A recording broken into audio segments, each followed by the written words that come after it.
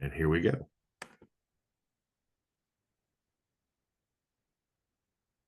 Welcome in, everyone. Welcome to Care Concierge with CarePatrol, where education is the heart of everything we do. CarePatrol is a referral and placement agency, meaning that we meet families and clients where they are, whether that's in a hospital bed or rehab room or in their own living room, and help them understand what are their options for care, how those are paid, how they qualify, and then match them to resources. If those include community placement, we actually tour our clients in communities, much like a realtor would. And much like a realtor, we're paid only if they make a decision to move into a community. So otherwise, and at all times, our services are at no charge to our clients. We appreciate you being here today for our continuing series of Care Concierge CEU Hours. Today, we're very pleased to have joining with us once again Dr. Rebeka Sipma of the UAB Department of Neurology, Division of Movement Disorders Clinic, who is speaking today on multiple sclerosis. We're approved by the Alabama Board of Social Work and also by the Alabama Board of Nursing to provide 1.0 contact hour for today's session. In order to receive credit, you must complete our password protected evaluation. And we use a password protection system because by doing so, the Alabama Board of Social Work agrees with us that this is a live or classroom type hour, not a recorded hour. And it allows you who are social workers to meet that criteria for your licensure. We appreciate all of you for being here. We appreciate all that you do. It is another beautiful day in Alabama, and we're happy to have you with us. Now that we have a pretty full classroom, let me read for you our evaluation link. I know that some of you may be busy at your desk or participating by phone or driving or otherwise unable to see the chat room. And if you're new to Zoom and you're not familiar with the chat room, simply move your cursor to the top of your screen or to the bottom. A black bar should appear. On that bar is the word chat. Click on that and please join in the discussion. I know that Dr. Sipma and I welcome your thoughts and observations and feedback and certainly your questions, and would be happy to have you join us. You can also ask me to unmute your mic if you'd like to speak directly with Dr. Sipma. I'll read for you now the evaluation link. It is https://www.surveymonkey.com/r/all uppercase letters K3 7 C as in cat, Y, N as in Nancy, 7. I've also posted this information for you in the chat room. Please remember this is password protected. We give the password at the end of today's class. And now we will welcome Dr. Rebeka Sipma, who will be presenting on multiple sclerosis. Thank you again, Dr. Sipma, and we will look forward to hearing what you have to teach us today. Thank you for having me again. So I know maybe some of you heard me talk on some of the other topics, and this was one of the neurology topics that was requested by a number of people. So hoping to give you a good kind of overview on our diagnosis and management today. So here's our objectives. We're going to review some common symptoms experienced by patients with multiple sclerosis, discuss the evaluation process and diagnostic criteria for MS, and then highlight some of the treatment options for multiple sclerosis. We were talking earlier before you guys all joined of like there's a lot of research, a lot of new medications going on for MS. So it could be very long talk just on the treatment options, but trying to give you guys an overview of kind of things you might see with your patients here. All right, so we're going to go through some background, again, the presenting neurologic symptoms before we get into those criteria and then treatment options, and we'll go through a summary today.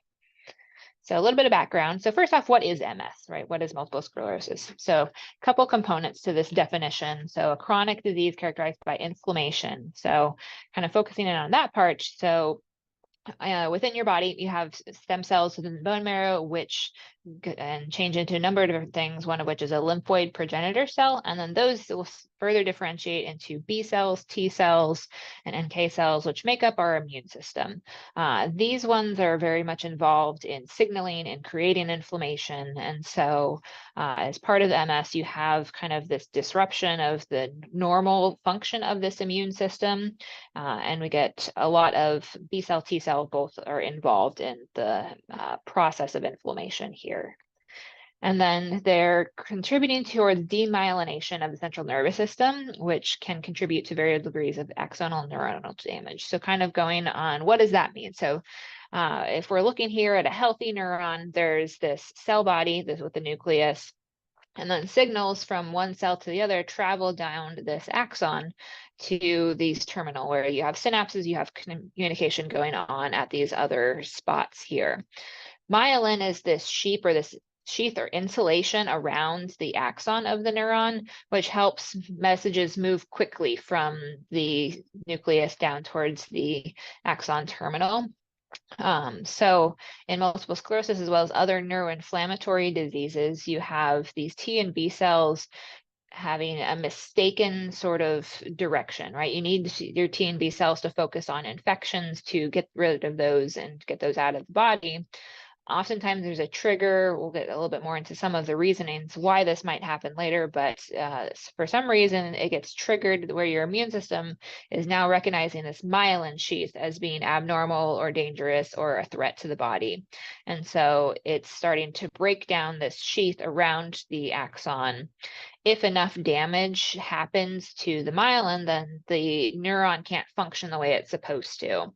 And then these underlying parts of the rest of the cell can get damaged. And with the removal of the inflammation, there's some healing. There can be some myelin that regrows, usually not nearly as normal as it was when it was first injured.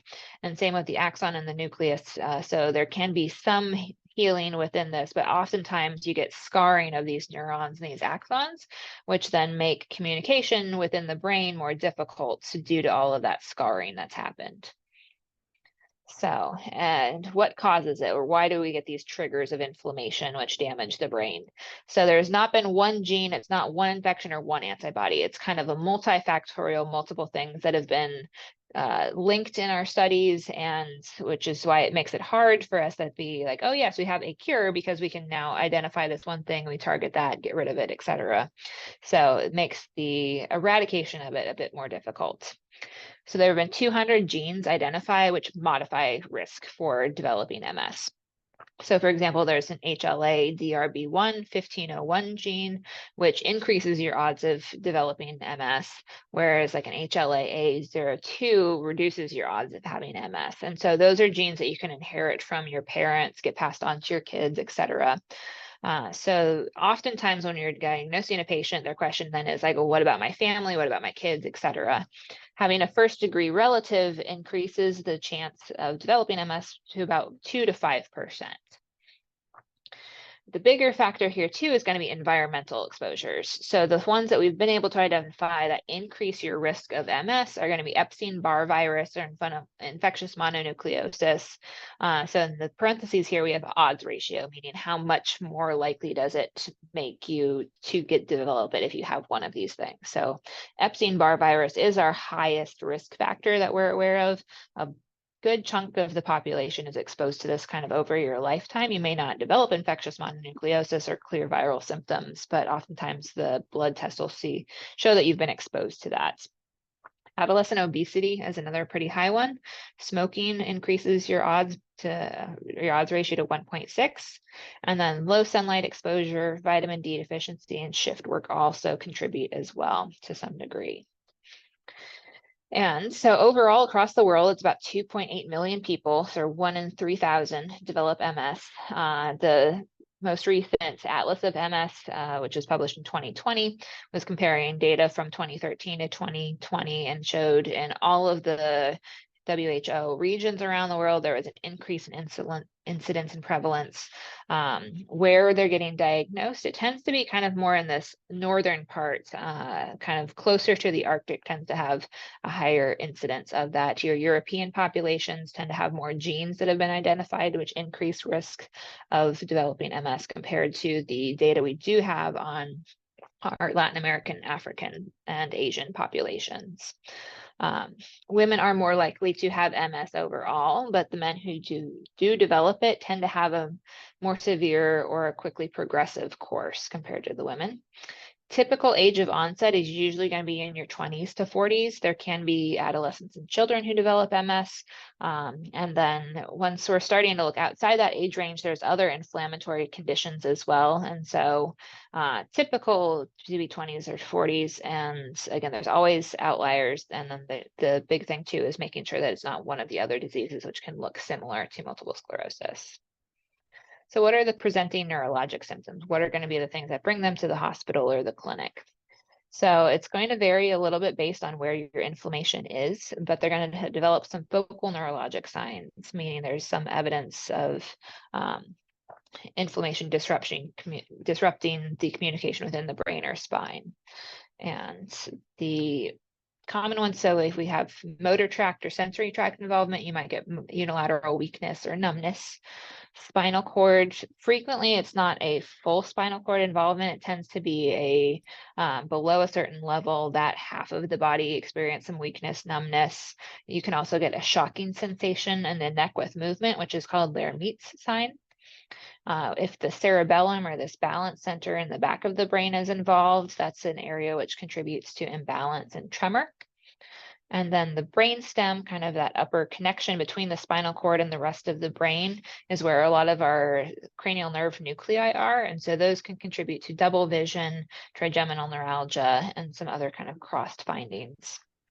The optic nerve is also a frequent site of inflammation. And so patients who with optic nerve inflammation will often have a painful eye movements and blurred vision. They can have some loss of red color distinction as well. So like a normal bright red might look a little bit more orange or faded than it normally does while that optic nerve is inflamed.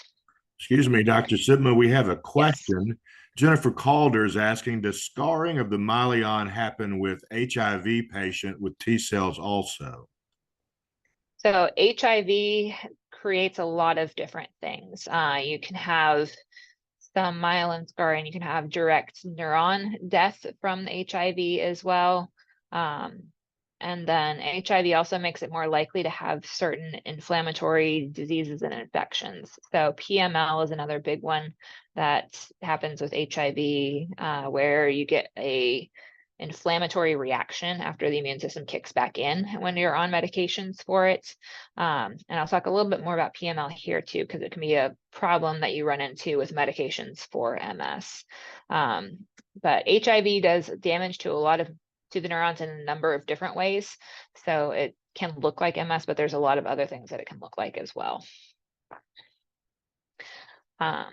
All right, so back to multiple sclerosis. So you'll have some of those focal neuro findings, usually again, one of those things at a time, and then there's different time courses. The most common with MS, the one most people are familiar with, is going to be your relapsing remitting, where you have a period of time where you develop these neurologic symptoms, kind of a subacute onset. These things happen progressively kind of over days to week, where it increases in intensity, and then over the course of weeks to months, you get a slow decrease in those symptoms where you return to ideally normal. Again, that kind of depends on some of these different courses, but the relapsing remitting is going to be, you have a period of symptoms, you return to normal, you have another period then where you have weeks of symptoms, and then it returns back to normal.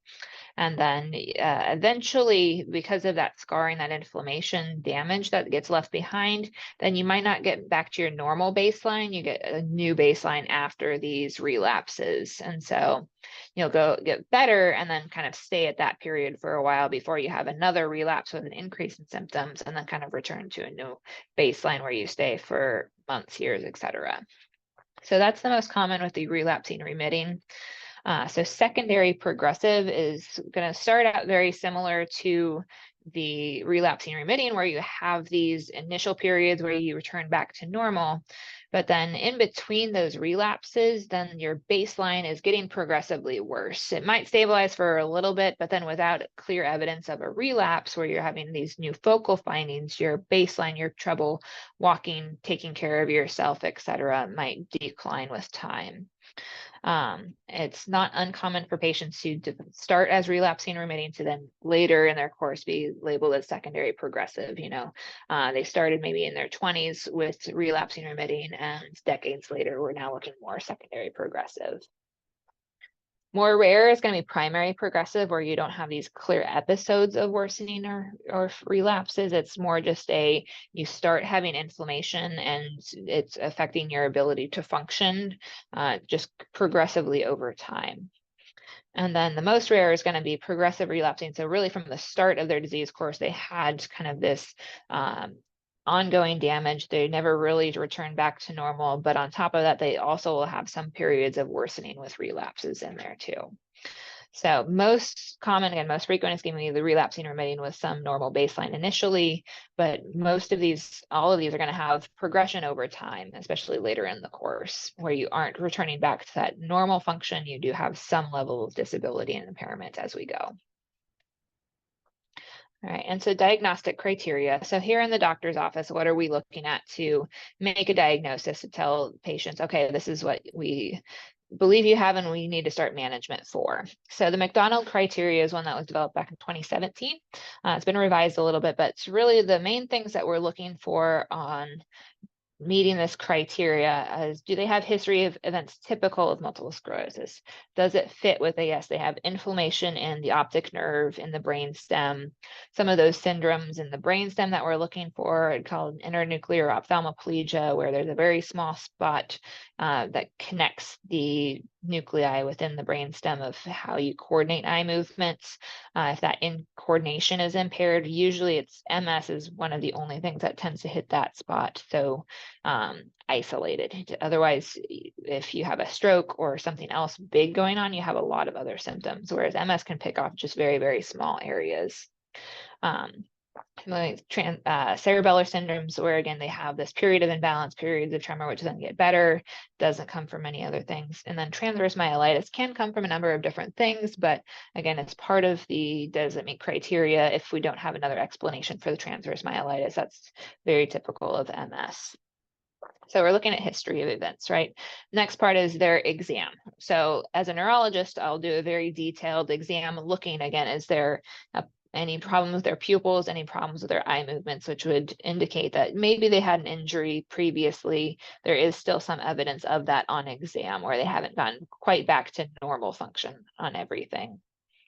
And then this dissemination in time and space. So essentially it means you can't have just one event. If you only have one event, that's going to be considered a clinically isolated syndrome. We need evidence of happening with multiple events, so dissemination in time, and then space. So space is going to be considered different regions of the brain are involved or the spine are involved. So it's not just one focal lesion. And then again, we want to rule out other conditions. So there's no better explanation for their symptoms.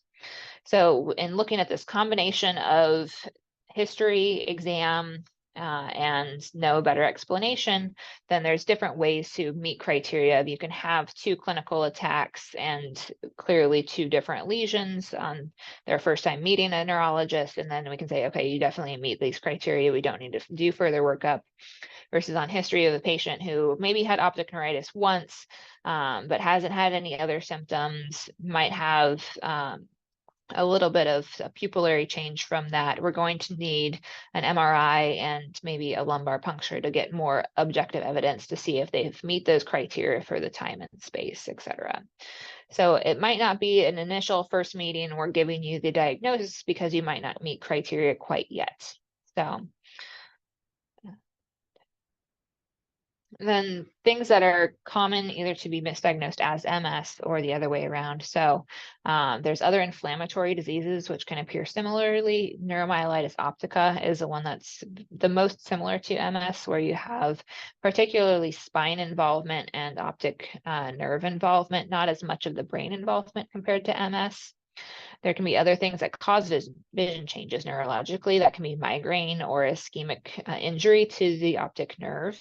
Similarly, eye problems can cause vision changes. Is there a damage to the retina or macular degeneration that's occurring, which would better explain the symptoms that they're having?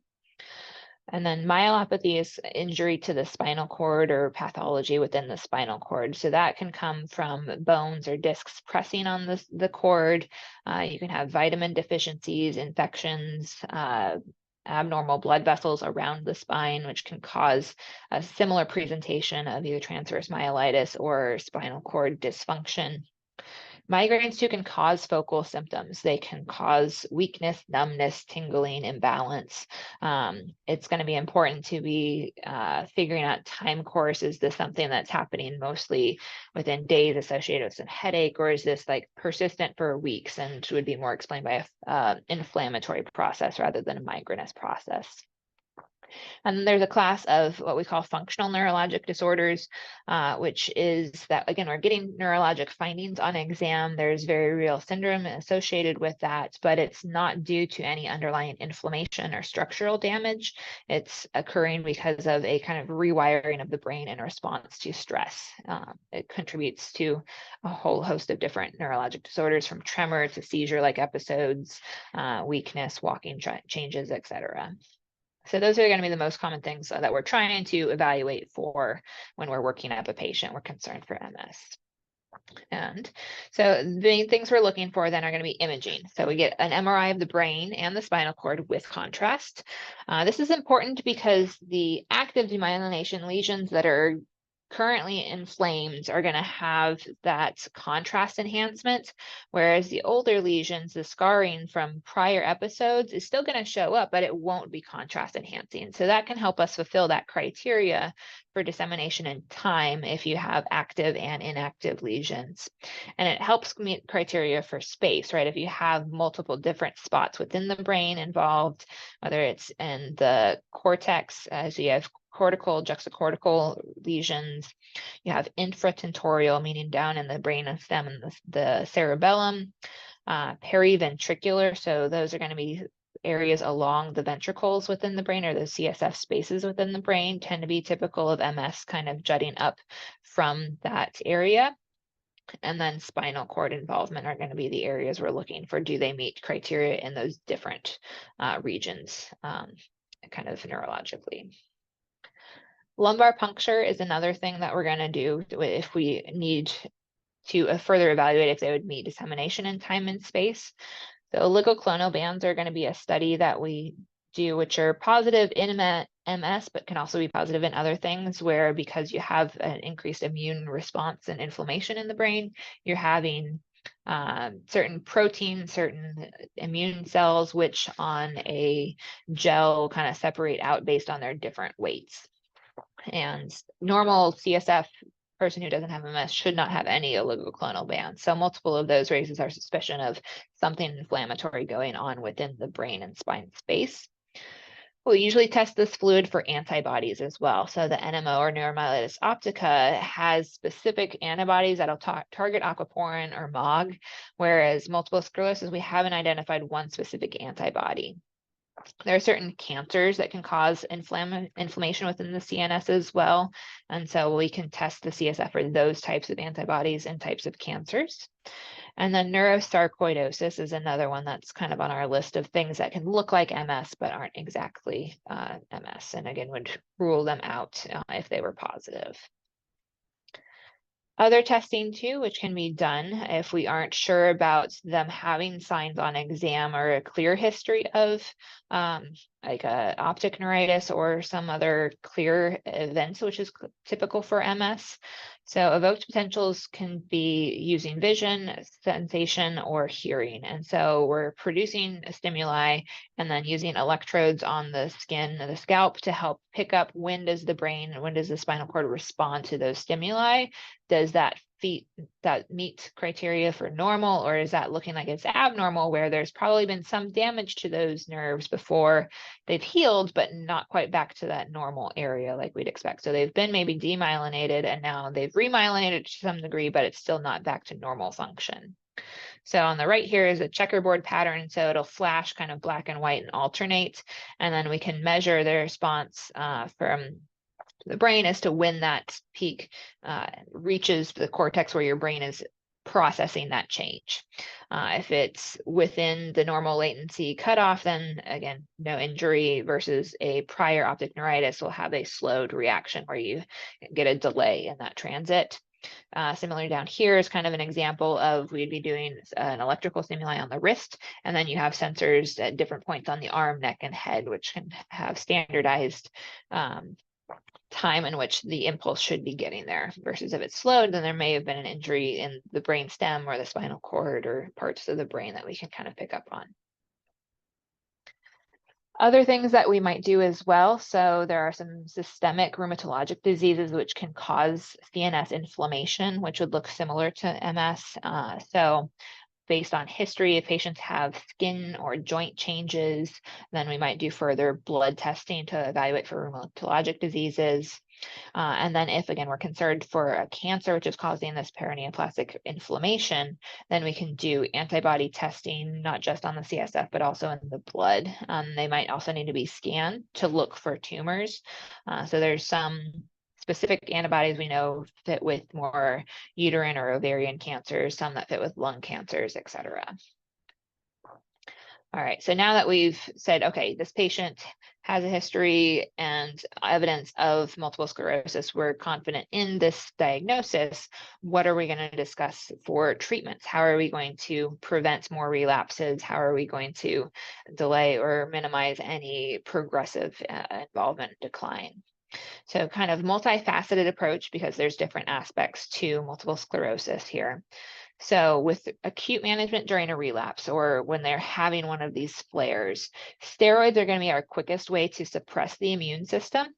So oftentimes we'll do a couple days of high dose IV steroids, and then may or may not have an oral taper as well to kind of tamp down that inflammation quickly. Plasma exchange is another method that we'll use, where again, you're taking blood out, filtering it through, trying to get all of the potential antibodies or inflammatory markers out, and then returning that back to the body. This is more invasive, right? So we don't use this and if steroids are working, but if steroids are not effective, then that might be something we're considering. Patients with MS, so again, those who have scarring in the brain and spinal cord, can have what we call a pseudo-exacerbation. So if you're sick, you have other physical stressors going on, your brain is no longer focusing on compensating to the best of its ability to make up for hiding those scars. It's going to focus on addressing the infection or whatever other stress is taking more attention. And so you might see recurrence of the tremor or imbalance or numbness or weakness without any active new inflammation on a scan. If you treat that underlying infection and stress, then again, their brain will then be able to compensate again and kind of return back to their prior baseline, because there's no new damage being done. It's just the unmasking of that prior scarring. And then over the last essentially 30 years, we've had a number of different medications. So this will go through some of these main ones that have been developed on this timeline, as well as the ones which have been produced since 2019. So there's a couple different ways that you can receive medications for MS. So this beta-seron is the longest one, which has been approved. It's an injection every other day, which helps affect the signaling between immune cells. Commonly, patients might have flu-like side effects, which can get better the longer on the medication. Depression and changes to their liver enzymes may be seen as well. This one is a good kind of first line option of like, you don't have a whole lot of serious side effect potentials from it. But if patients' MS is having lots of relapses, producing a lot of progressive symptoms, we might need something a little bit stronger, which is going to further suppress the immune system. And as we go, you'll see, so the ones that highly suppress the immune system are going to come with more side effects, because you need an intact immune system to fight off infections, to screen for cancers, and minimize any cancers that might be happening within your body. And so you can completely suppress the immune system, but then you have a high risk of other complications from that, where then MS is no longer the problem and it's the other side effects that we've caused. So we don't want to unnecessarily push somebody into the realm of a severe infection or cancer if we can manage with something that's a little less invasive or less harmful to the patient. Copaxone is another similar injection 3 times per week. Unsure exactly of the mechanism on some of these diseases still, and really there's not much in the way of side effects with this, where it might have some injection site reactions, but that's about it for those patients. Tysabri is a once monthly infusion, which is developed back in, I think, 2003, or to the point now where it's starting to get generic forms produced, which does help reduce some of the costs. And this one prevents immune cells from entering the brain or the spinal cord. This one can increase the risk of infections within the brain and spinal cord. So progressive multifocal leukoencephalopathy, or PML, is a long name for there's now a lot of inflammation going on within the brain. So the JC virus can cause that if you're on immunosuppression. HIV can also see that, where we've suppressed the immune system with the virus, and now when the virus is being managed by medications in reaction to that, your immune system is now turned back on and potentially attacking viruses or parts of the brain and causing a lot of inflammation and damage. And this can be very quickly dangerous to patients, depending on the level of inflammation and the site in which the inflammation is occurring. Gilenya was the first drug that was approved for children and adolescents above the age of 10 years old. It's a daily pill, which also prevents the immune cells from leaving the lymph nodes. Again, because all of your cells are then sequestered in those lymph nodes, you do have a higher risk of infection and PML. This one also comes with some slowing of heart rate and may cause some eye problems that we have to monitor for when first starting this medication. Aubagio is a similar once daily pill, which reduces the rate of proliferation or copying of activated immune cells. This one tends to have more nausea, diarrhea, liver damage, and potentially hair loss. Tecfidera is a twice daily pill. Again, unsure exactly how this one interacts with the immune system. It can have some flushing, diarrhea, and nausea, again, and lowering white blood cell counts. Lemtrada is one of our first sort of infusions that we'll cover. So this one starts with 5 daily infusions, and then after those initial ones, a year later, you'll have 3 days of consecutive infusions, and then you can repeat that sort of every year. It's an antibody, which is targeting the immune cells that have one of the specific proteins called the CD52 marker on them. And so this is really going to deplete your immune system if it's targeting so many immune cells. And so it increases your risk of infections. And then the cancers that your body is constantly surveying for using the immune system include skin cancers like melanoma, thyroid cancers, and then a lot of these antibody infusions carry an increased risk of lymphoproliferative cancers, meaning lymphomas, leukemias, etc. Ocrevus is an infusion every 6 months. Right now, it's the only therapy that's approved for progressive MS. So once you've come out of that relapsing, remitting stage and getting into the progressive status, then we have a better likelihood of getting insurance to pay for the Ocrevus infusions. This one similarly targets another protein on your immune cells called the CD20 marker. And similar increased risk of infections and cancers because we're wiping out a good chunk of the immune system there. Mavenclad is 2 courses of an oral treatment, 1 year apart. Similarly disrupts both your T and your B cells, and then increased risk of cancer because of that. Mayzent is an oral pill, which is taken daily after initial titration over 5 days. This is one that's approved to treat secondary progressive MS. It prevents immune cells from leaving lymph nodes and crossing the blood-brain barrier. Main side effects from this one are going to be headache and liver enzyme and elevations. And some other medications which weren't on that timeline but have been approved, FDA approved since 2019. Ponvory and Zeposia are daily pills that prevent immune cells from leaving the lymph nodes. Vumerity is a twice daily pill. It can similarly have the flushing, abdominal pain, and then risks of PML. It can also bear a risk of angioedema, which is kind of like a anaphylactic sort of reaction where you have swelling in the face and airways. So it needs to be monitored for that. Kesimpta is an injection one, similar to those very first ones that we had talked about. But instead of every other day or 3 times a week, this is just a once per month injection, which is a lot easier to manage rather than having to poke yourself so frequently. And it works similarly to the Ocrevus, where it's an antibody to the cells with the CD20 marker. And then Briumvi is an infusion, which again has a titration schedule, and then every 24 weeks you get another infusion. And then this one similarly targets that CD20 marker within the immune system and wipes out a number of those cells.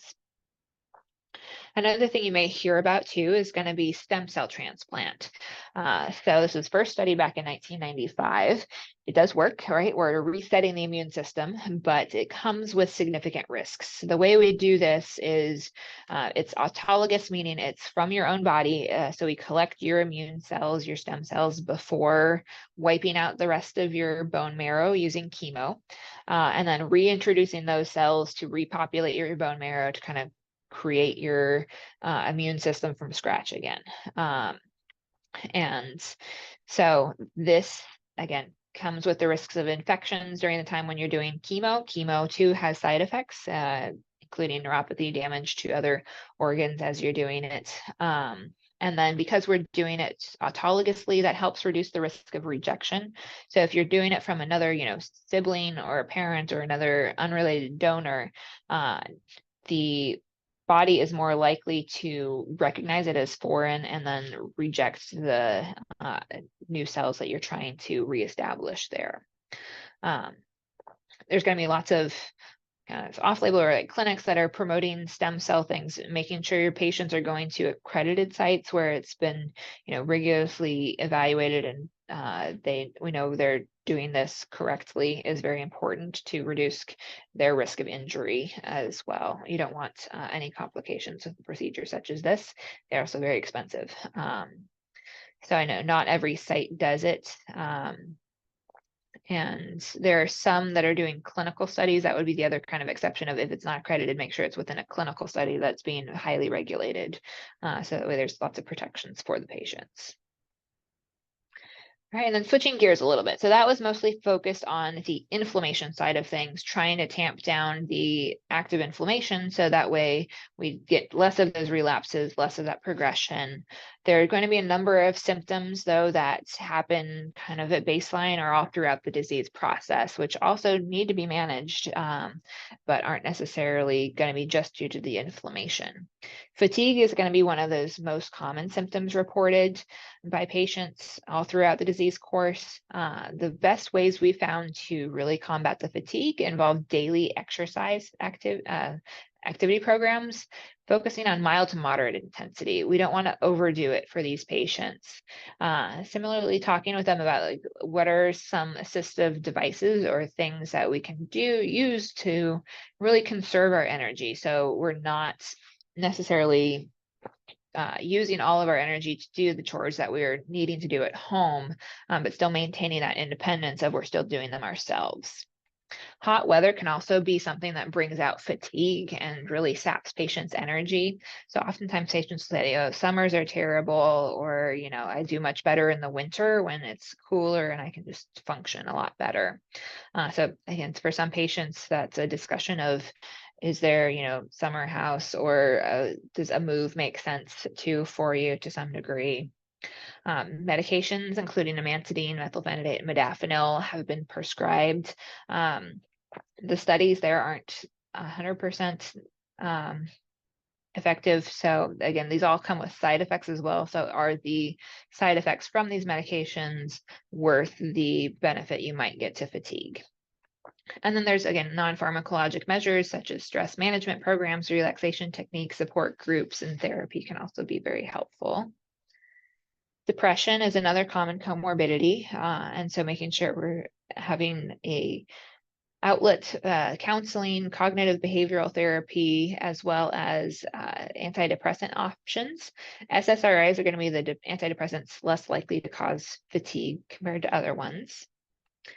Patients might also note cognitive impairment. About 75% of patients with MS, according to some of the studies, have some level of cognitive impairment.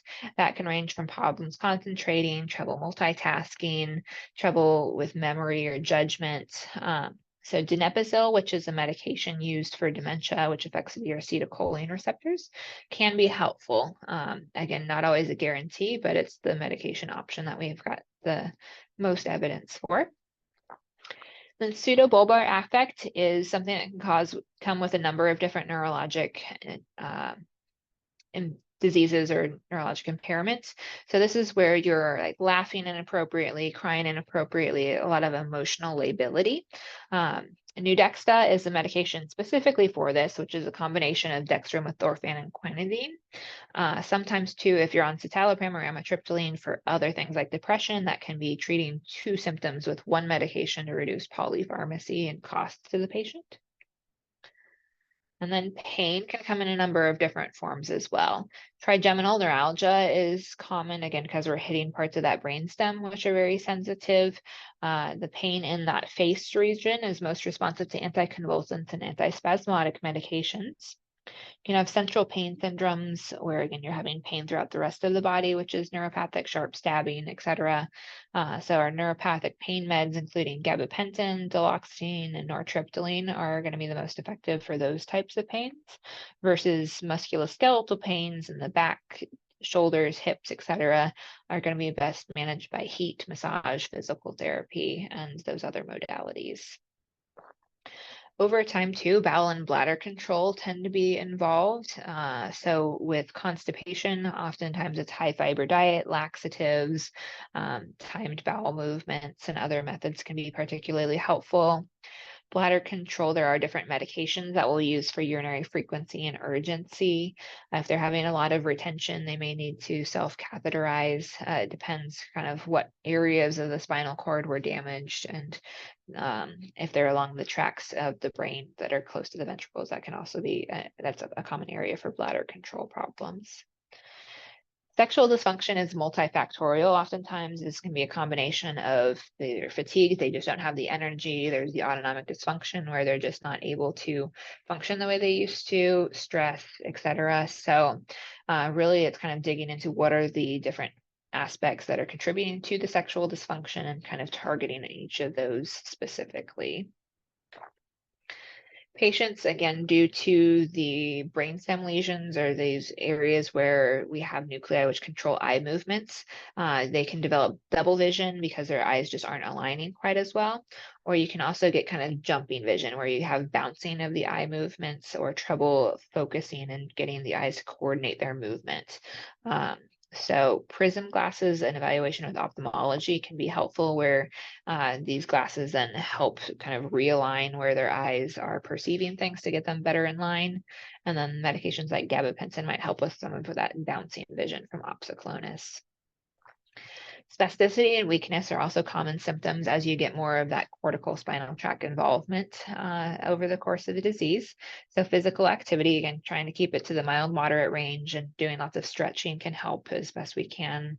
They'll often times need baclofen and tizanidine or muscle relaxants if the patients are having a lot more tightness and contractures almost, and the Botox injections can also help loosen up those muscles to a good degree. Tremor can also occur, especially if we're hitting brainstem and the cerebellum, which is part of that tremor pathway within the brain.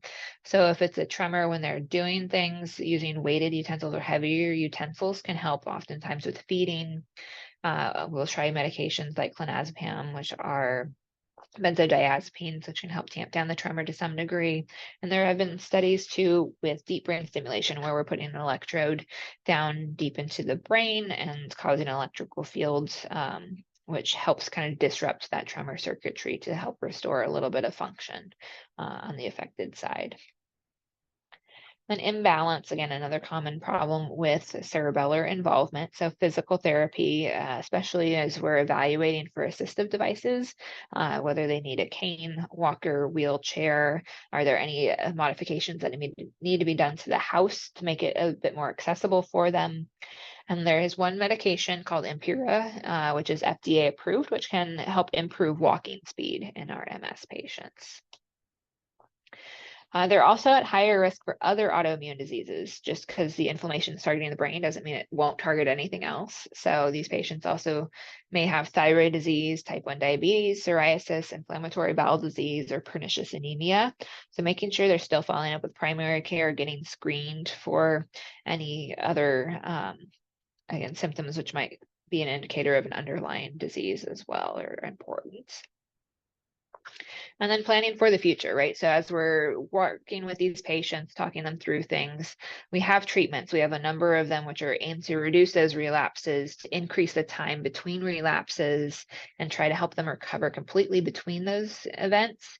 But patients have a variable course, like we talked about at the beginning, and will progress to some degree over time. We don't necessarily know how quickly or how severely off all the time, but again, we can anticipate that there's going to be some chronic neuro involvement. So setting up advanced directives, outlining your wishes, talking with people who are important to you within your care circle can help maintain that control over healthcare decisions, especially when you're feeling like you don't have as much control over your body and your health as you used to. Helping identify proxies can help alleviate any confusion as things continue to progress over time. And then early on, it's important to discuss kind of financial planning and career options, right? Are there modifications that can be done to work, or do we need to consider some other forms of employment? Employment often comes with insurance, right? Insurance is going to be important as these medications are expensive, and you're going to be seeing multidisciplinary teams of doctors and other therapists to help with everything. So trying to assess which insurance might be the best option for the family is going to be important. And then kind of, again, working with our physical therapist, with our multidisciplinary team, are there house remodels? Is this, a 3-story house, which is going to be very hard to navigate as they're continuing to decline in their gait? Are there easy to access showers or bathtubs? What things need to be maybe modified so we can stay in the home for as long as possible to maintain that independence? And then kind of what's our goals with long-term care? Do we want to hire caregivers to come to the house? Is that something that's feasible? Are we looking at a long-term time in like a nursing facility? Again, those can be expensive. So what are our options? And trying to kind of figure those things out before we're at a crisis where, oh, I've had a really bad infection. Now I'm in the hospital and we can't discharge home, but kind of what are my other preferences? If you haven't thought about those, you're not going to be able to explore those or really give those that information when it's acutely needed.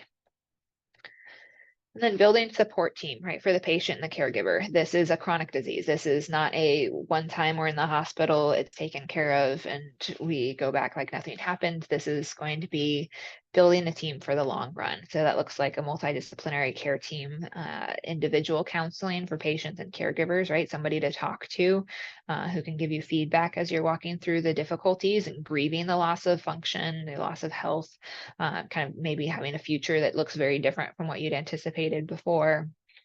Identifying respite care services, people who can provide meals or transportation, or can be there when maybe the caregiver is also sick and needing someone else to help care for them, or if the patient doesn't have family nearby.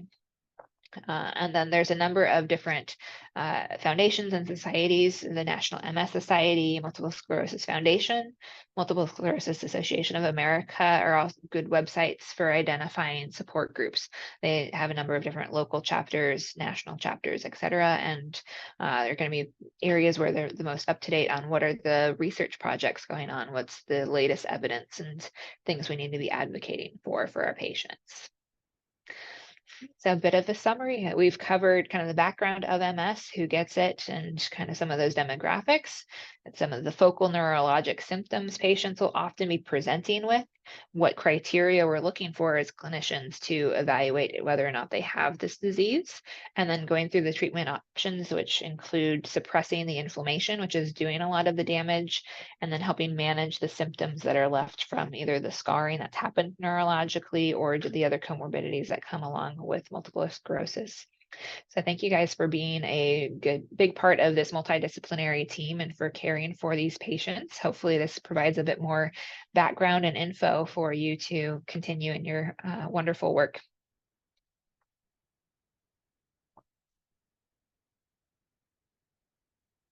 Well, thank you so much, Dr. Sipma. That was a lot of information. And great comments, great information, fabulous presentation. Our link today, again, for the survey, I'll read to you now, is https://www.surveymonkey.com/r/all uppercase letters K37 C as in cat, Y, N as in Nancy, 7. And our password is MS, all caps MS. So that's an easy password, hopefully to remember. If anyone has any questions, now would be a good time to ask. If not, we will thank Dr. Sipma for her time, as always, and the wealth of information presented. Dr. Sipma, do you have anything to add? No, thank you again for having me. Like I said, always happy to provide more information on neurologic diseases because it can be intimidating and overwhelming because there's so much going on with them. But again, I think having more knowledge base is helpful in our care for all of these patients and understanding what they're going through. Thank you. We appreciate the work that you do, not only in educating us, but for your patients as well, and educating future clinicians who come through the school where you are now about to be on faculty as of July 1. Congratulations. Thank you. All right. Thanks, everyone, for being here today. If there are no more questions, I'll let you go. Please join us on Monday of next week, June 10th, when we'll be presenting Medicaid waiver services. Bob Cornelius of the Cornelius and Talley Law Firm will educate us on that information. Thank you all. I hope you have a great day and great rest of your week. And thank you for all that you do.